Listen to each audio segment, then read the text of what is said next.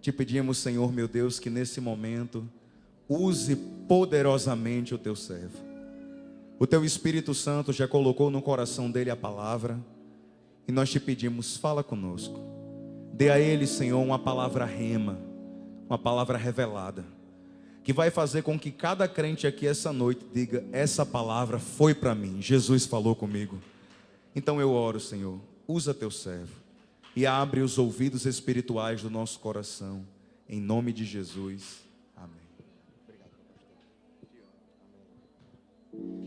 Meus irmãos, com alegria eu saúdo a todos com a paz do Senhor Jesus. Louvado seja o nome do Senhor por mais essa oportunidade. Quero render graças a Deus pelo privilégio de estar neste altar. Agradecer a liderança da igreja, representada hoje no nosso pastor Gabriel, pela confiança de sempre. Para mim é sempre uma honra estar servindo ao Senhor. Meus irmãos, vamos continuar no livro dos Salmos. A pastora Adriana Carina não gosta muito. Salmo de número 121.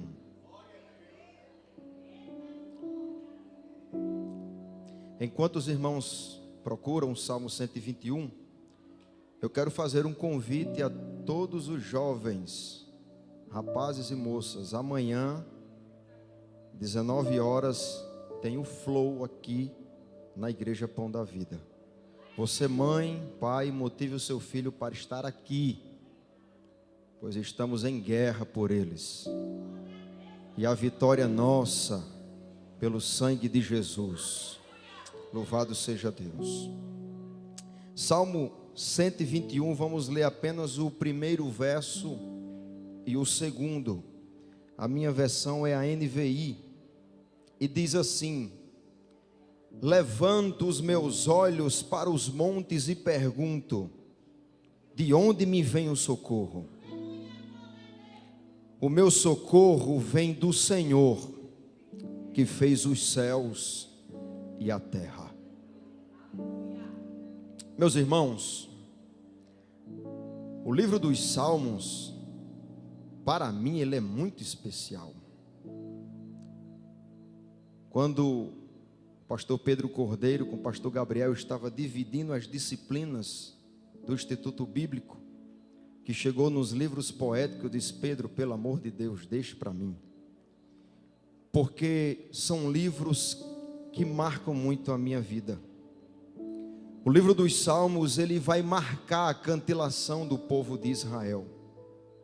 No primeiro tabernáculo, lá no deserto, onde Deus ordenou a Moisés construir aquela tenda móvel, aquele templo móvel no deserto, ainda não havia uma cantilação organizada.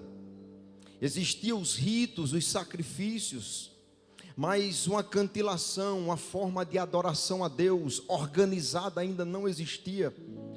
Apenas quando Davi assume o trono, Davi, ele faz uma coisa que Saul não teve a sabedoria de fazer. Ele vai buscar a presença de Deus, a arca da aliança.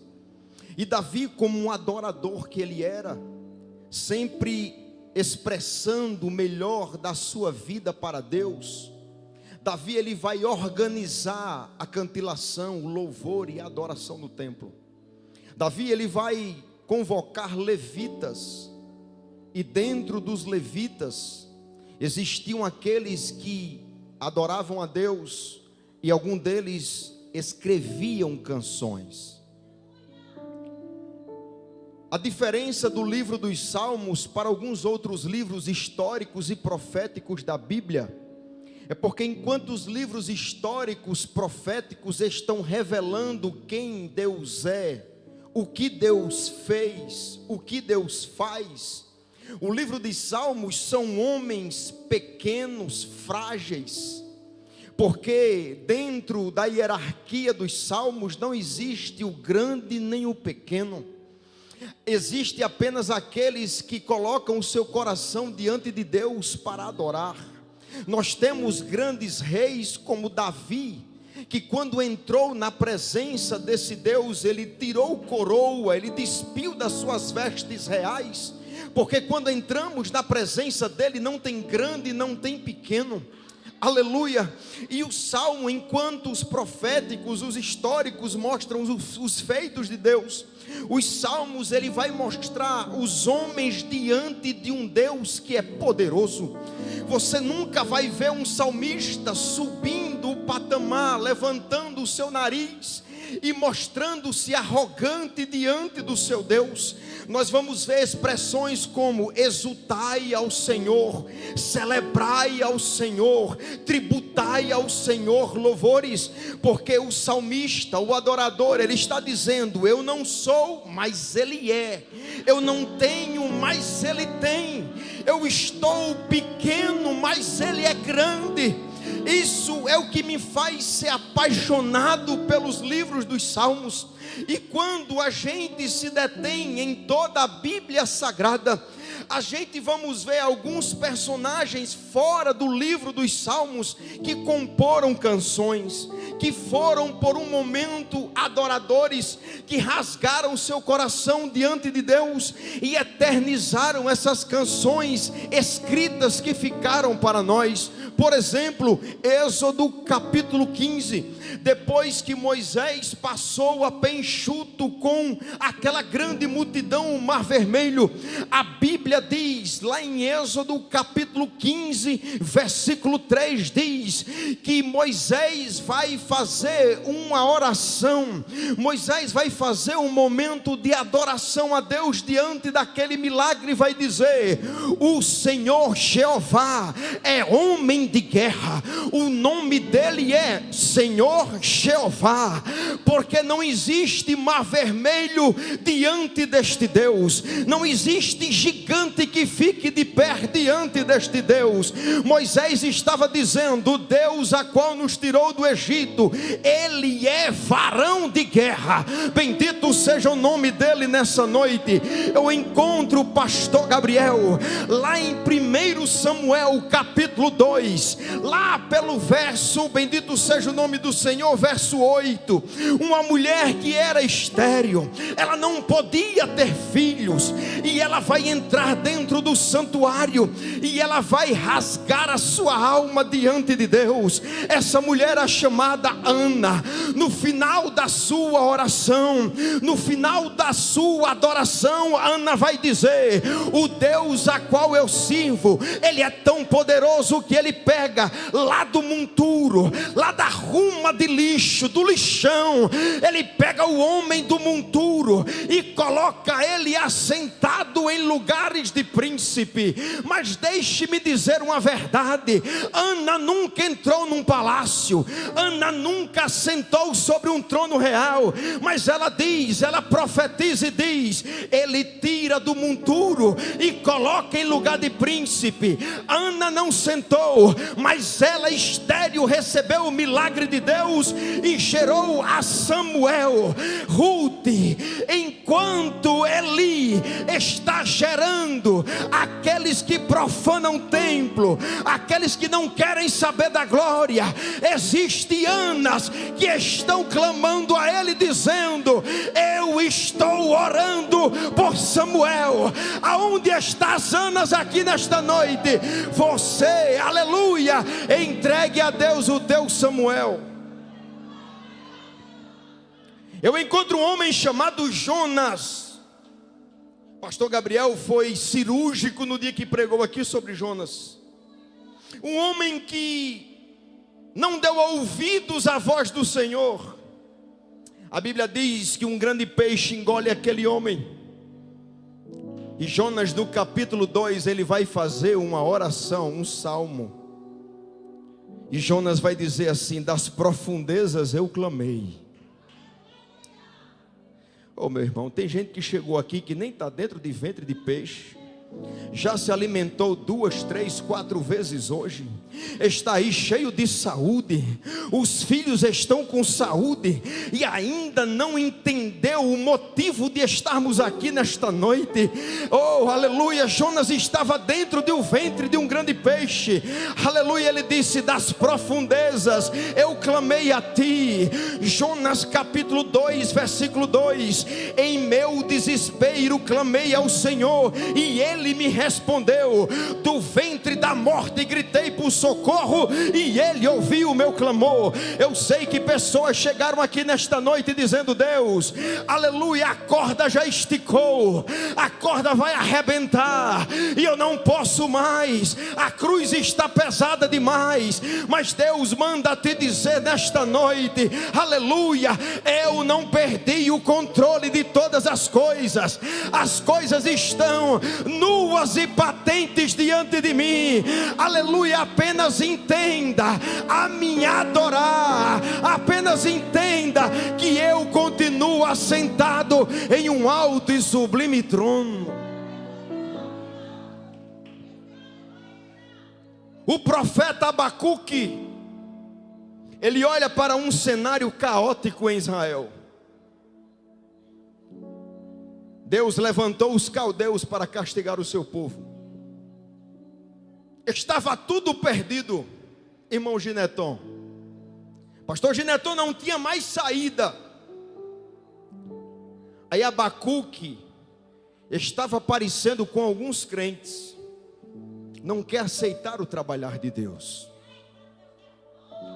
Deus querendo moldar, Deus querendo, aleluia, lapidar.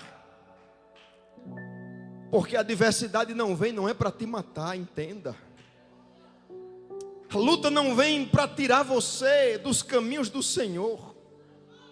Você está passando por esse momento de dificuldade, de adversidade, não é porque Deus gosta de te ver sofrendo na prova, é porque Ele está te lapidando, é porque Ele está preparando algo grande para você, e você só vai receber esse algo extraordinário de Deus, se você passar na moinha dEle. E Abacuque, quando chega no capítulo 3, no versículo 17, Abacuque vai entender.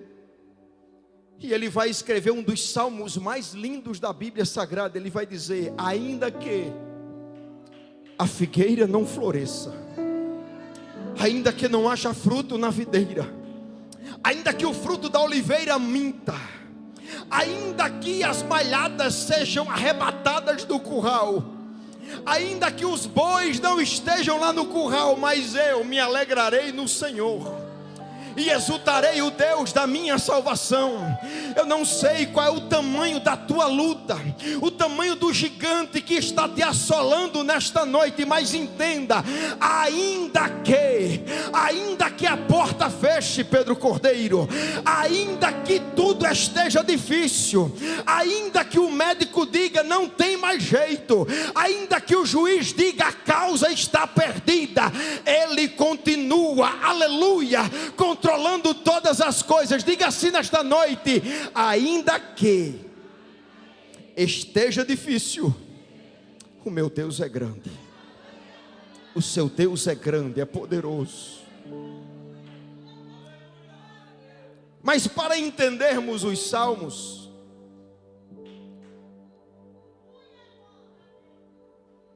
como eu estou aqui diante de pastores, pregadores, ensinadores,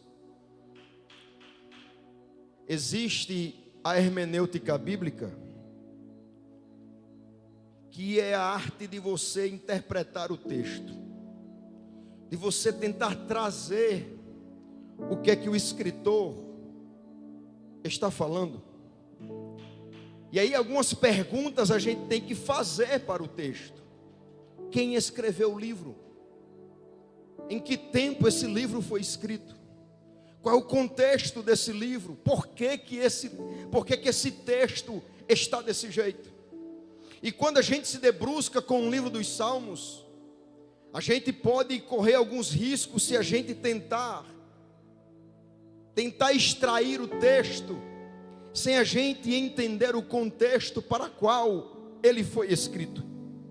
Porque o Salmo 121 Talvez ele esteja entre os top 10 dos salmos mais conhecidos da Bíblia Sagrada. O Salmo 121, ele está dentro de um grupo de salmos chamado Salmo ou Cânticos dos Degraus, ou Cântico de Romagem, Cântico de Peregrinação. Se você vê na sua Bíblia do Salmo 120 até o Salmo 134, vai estar lá escrito no índice, Cânticos de Degraus, ou Cânticos de Romagem. Quando Israel voltou do cativeiro, a nação estava dispersa, mas Deus, lá em Deuteronômio, capítulo 16, versículo 16, Deus institui 3 festas para que o povo celebrasse a Ele. A primeira festa, a festa da Páscoa. A segunda, a festa de Pentecostes. E a terceira, a festa dos tabernáculos. Todas as vezes, todos os anos, melhor dizendo, todo o homem de Israel, pelo menos uma vez ao ano, ele deveria ir à nação de Israel, em Jerusalém, subir o monte Sião e adorar a Deus e sacrificar ao Senhor em uma dessas 3 festas. O contexto desse salmo, ele era muito lido nessa peregrinação. Diante do deserto, vinha viajantes de todo o mundo. Por exemplo, Atos capítulo 2, quando os irmãos são cheios do Espírito Santo de Deus, que eles saem do cenáculo, aquela multidão de pessoas de várias nações, de vários idiomas, eles estavam em Israel para a celebração, aleluia, de Pentecostes.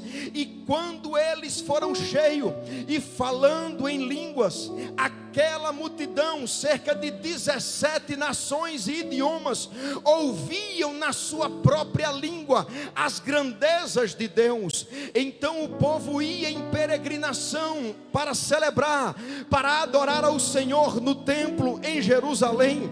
E quando eles iam adorando a Deus e cantando alguns desses salmos. E quando, aleluia, na caminhada, essa caminhada até Jerusalém, ela durava dias e às vezes até semana. Eles iam andando sobre o lombo de um animal e caminhavam o dia todo, descansavam à noite. E todo mundo sabe, a viagem é cansativa. A viagem às vezes dá vontade de parar, assentar debaixo de um zimbro e pedir para desistir, porque a caminhada cristã muitas das vezes vai nos remeter, aleluia, como que um desânimo sobre a nossa vida. E esses homens que iam caminhando, que iam peregrinando, muitas das vezes cansavam no meio da caminhada. E é normal a gente cansar. Nós estamos saindo, aleluia, e caminhando para Jerusalém, Jerusalém celestial. E às vezes a nossa caminhada cristã ocorre obstáculos, dificuldades que vai provar a nossa fé. Mas ainda bem que nós servimos ao Deus que Isaías, escrevendo no capítulo 40, ele diz que ele dá força ao cansado e renova as forças de quem não tem nenhum vigor. Ele diz: os jovens cansarão, mas os que esperam no Senhor renovarão as suas forças, caminharão e não se cansarão, eles vão correr e não vão se fatigar. A caminhada para Jerusalém é difícil, o caminho é pedregoso, a subida é íngreme e é difícil, mas existe uma Jerusalém em cima do monte que está esperando aqueles que mesmo cansados não desistiram, que mesmo feridos não pararam na caminhada. O teu alvo é Jerusalém. O diabo tem colocado na mente de muitas pessoas, tentando tentando ludibriar crentes com as coisas desta terra. Eu tenho saudade de mensagens que pregam sobre o céu. As mensagens estão muito egocêntricas, muito antropocêntricas. É o homem, mas nós estamos falando de um Deus que nos prometeu a eternidade. Nós estamos caminhando para Jerusalém.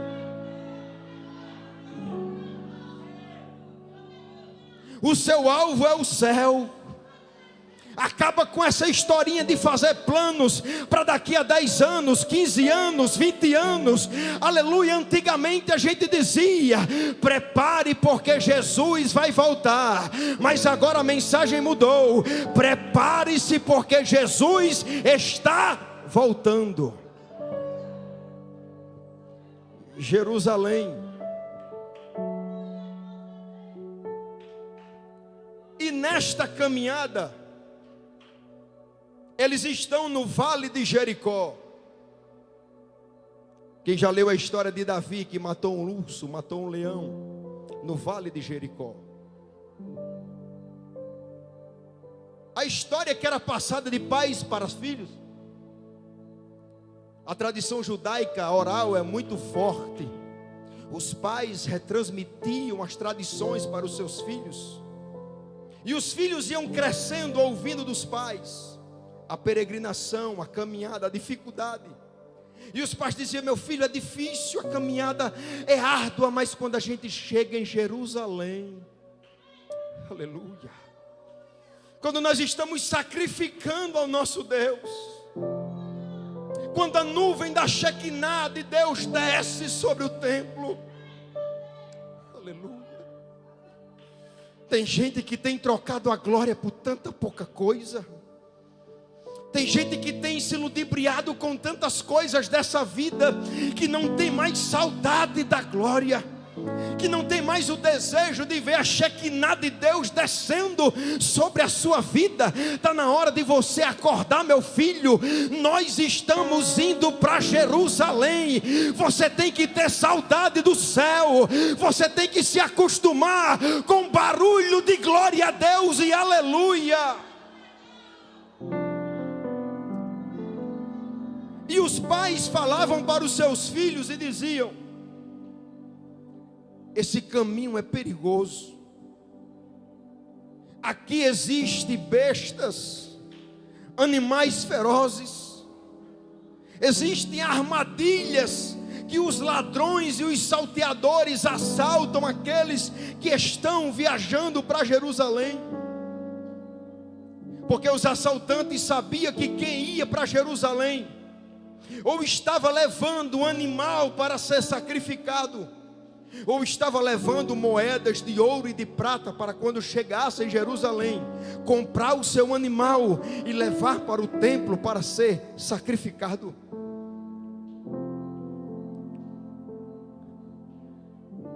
E alguns dos jovens que ouviam, temiam quando passava pelo vale de Jericó.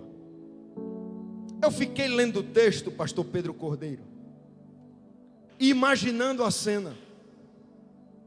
Quem sabe um jovem olhando para aquele cenário do deserto, temendo pela sua vida. Aí chega um ancião que já fez essa peregrinação muitas e muitas das vezes. Batia no ombro do jovem e dizia assim: não se preocupe, porque o Deus a qual nós servimos vai nos guardar. Você vai chegar em Jerusalém. Louvado seja o nome do Senhor. Aleluia. Quando nós começamos a enxergar esse texto,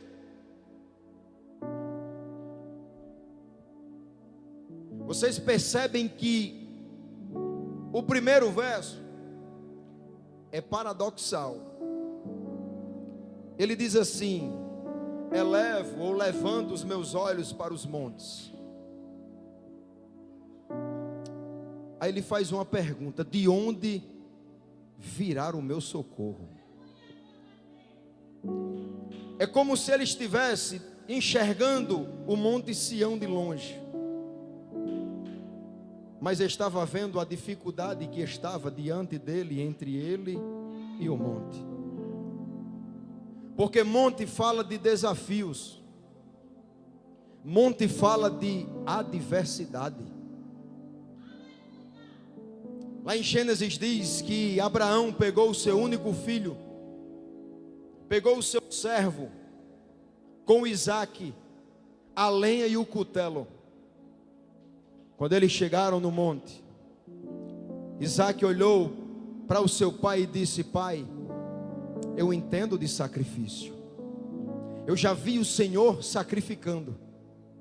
Aqui está a lenha, aqui está o cutelo, mas aonde está o cordeiro para o holocausto?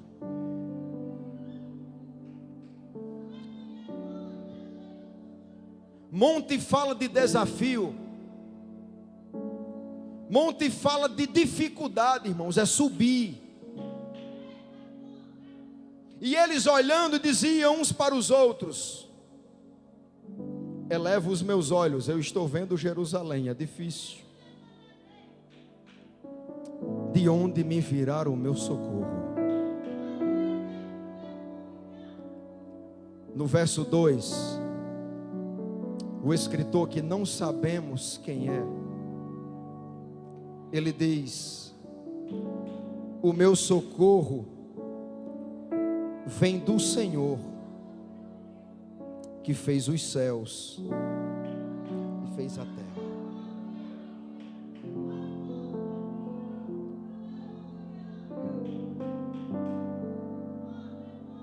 Meus irmãos, a caminhada cristã não é brincadeira. A caminhada cristã é tão difícil. Se você está vivendo uma vida com Cristo sem dificuldade, eu não sei qual é o evangelho que você está vivendo. Porque eu mato um leão todos os dias e deixo outro amarrado para matar no outro dia. Mas todas as vezes que eu me coloco nas mãos desse Deus, que Ele olha para mim e diz: meu filho, não temas, porque eu estou contigo. Eu quero que você nesta noite saia daqui com a certeza que o Deus a qual está ouvindo o seu clamor por socorro, Ele é fiel para te acudir. O salmista estava dizendo: eleva os meus olhos, de onde me virá o socorro? Ninguém pede socorro se não estiver em apuros, ninguém pede socorro se não estiver em adversidade. Talvez se você não estivesse pedindo socorro, alívio, você não estaria aqui nesta quarta, mas você veio depois de um dia de trabalho, porque você está em guerra, você está pelejando, você está dizendo: Deus, eu não posso, mas Tu podes. Senhor, escuta o meu clamor, ouve o meu pedido de socorro. Aí Deus nos traz aqui nesta noite para dizer: o meu socorro, o teu socorro, ele não vai vir do político. Daqui a pouco, irmão, vai começar a campanha política, é tanta promessa, vai prometer emprego, vai prometer casa nova, aleluia. O homem promete, mas muitas vezes não cumpre. Mas o nosso Deus, Ele diz assim: o meu socorro vem do Senhor, que fez os céus e fez a terra. Não temas.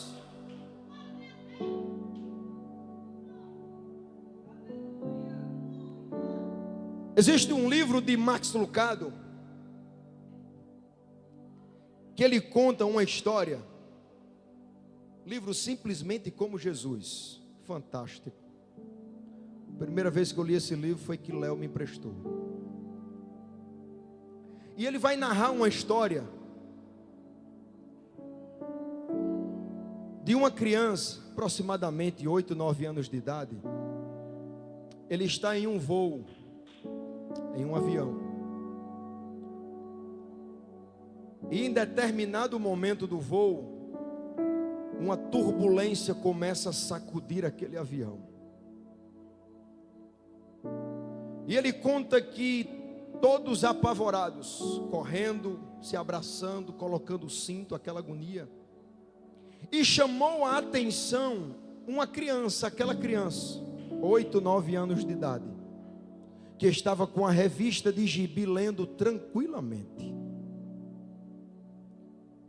E uma pessoa chegou para aquela criança e disse: ei, coloque o cinto, coloque os aparatos de segurança, a máscara de oxigênio, porque possa ser que o avião caia.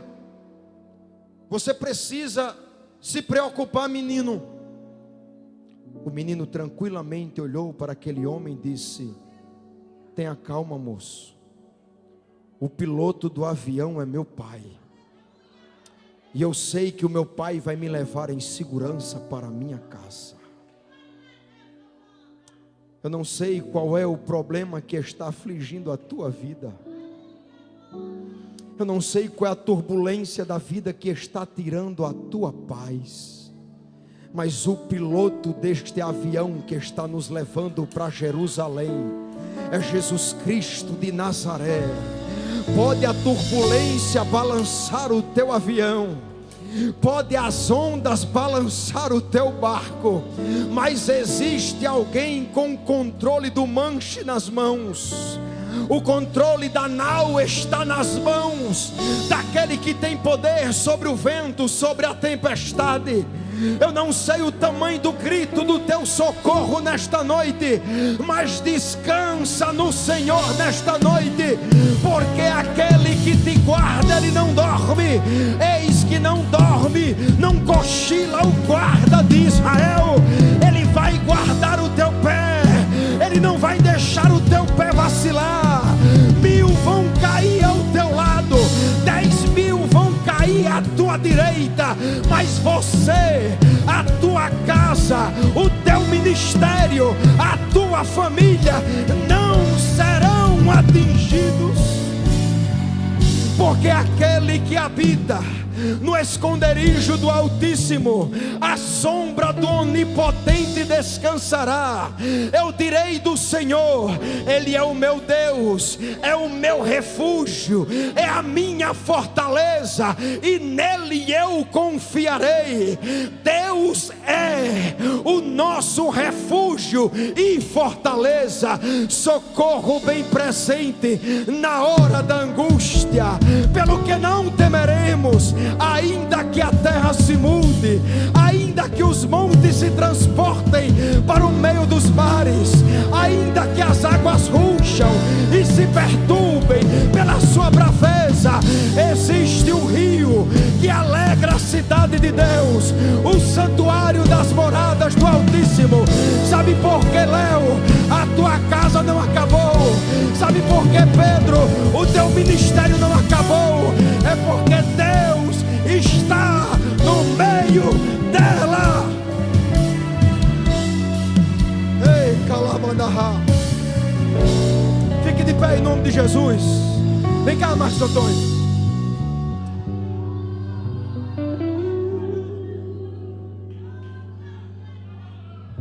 Tem proteção chegando para a tua família.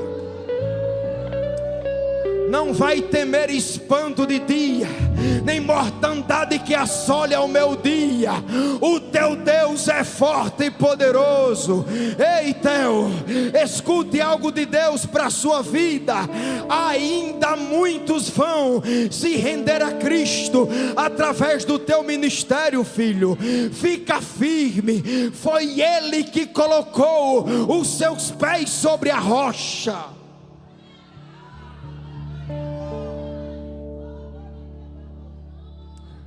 O Deus de milagre está aqui na Pão da Vida nesta noite. Pode até parecer que tudo está perdido, pode até parecer que nada vai dar certo, mas eu vou falar minhas palavras de Pedro Cordeiro hoje. O poder da palavra dele vai alinhar as coisas que estão tortas. O poder da palavra dele vai começar a arrebentar cadeado, corrente, ferrolho de bronze. Aleluia. Aqueles que se dispuseram nesta noite de rasgar o seu coração diante dele, não se preocupa. A fera vai ter que jejuar, mas não vai te ferir.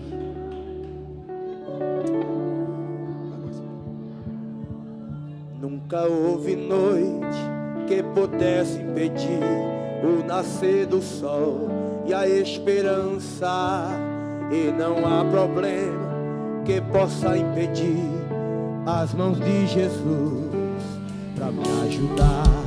Nunca houve noite que pudesse impedir o nascer do sol e a esperança, e não há problema que possa impedir as mãos de Jesus para me ajudar.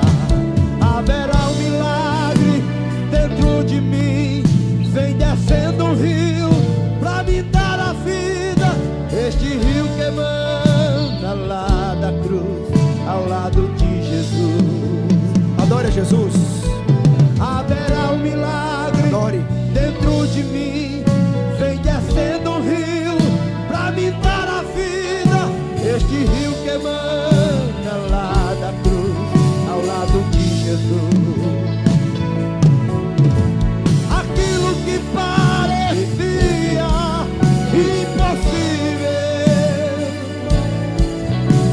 aquilo que parecia não ter saída, aquilo que parecia ser minha morte, mas Jesus, sou um milagre, estou aqui. Usa-me, sou o teu milagre. Usa-me, eu quero te servir. Usa-me, sou a tua imagem. Usa-me, ó filho de Davi. Aquilo que parecia impossível, aquilo que parecia não ter saída, aquilo que parecia ser minha morte, mas Jesus mudou. Sou um milagre, estou aqui. Só quem quer que Deus use, usa-me. Oh, aleluia. Usa-me, eu quero te servir. Usa-me, sou a tua imagem. Usa-me, ó filho de Davi. E não há ferrolho nem porta que se mexem diante da tua voz. E não há doença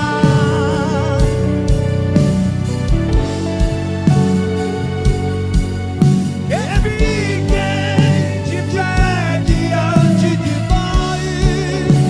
E a tempestade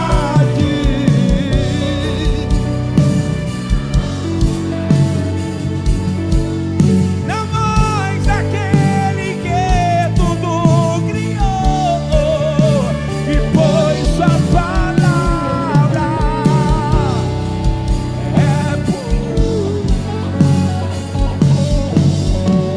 escudo para os que nele creem.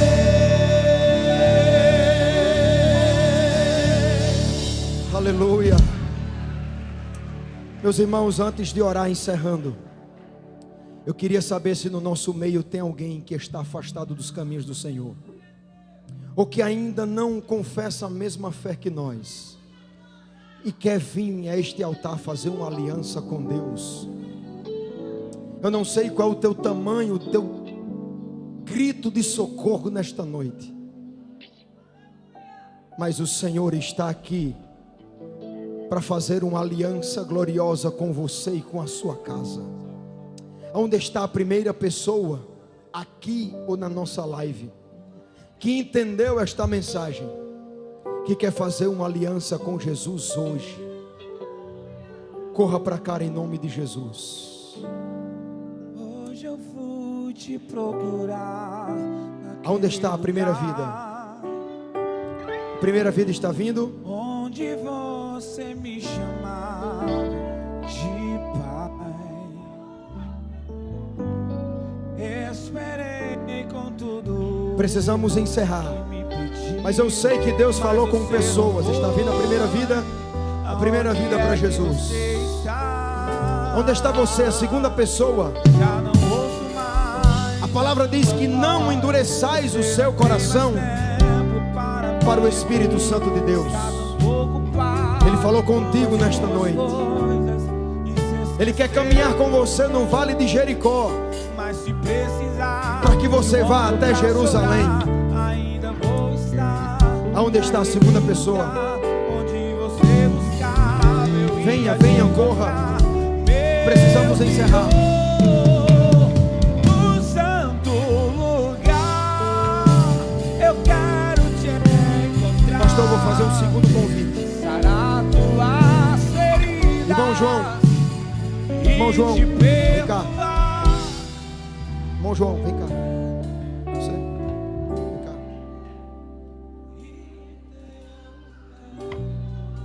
Eu sei que tem pessoas em nosso meio que está representando alguém que está carecendo de um milagre.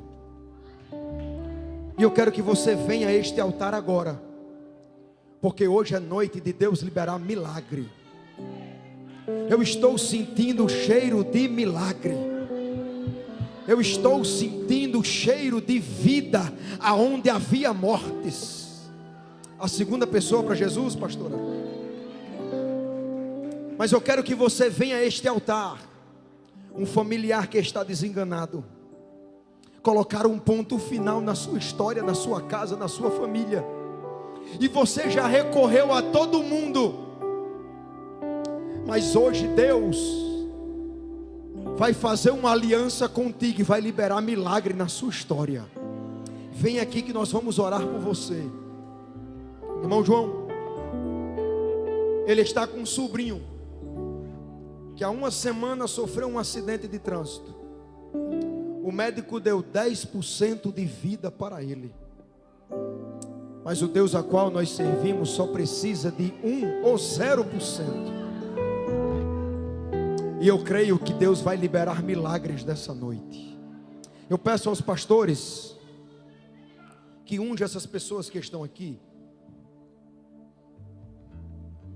Eu quero primeiro fazer um clamor por essas vidas, por essas famílias que estão aqui representadas.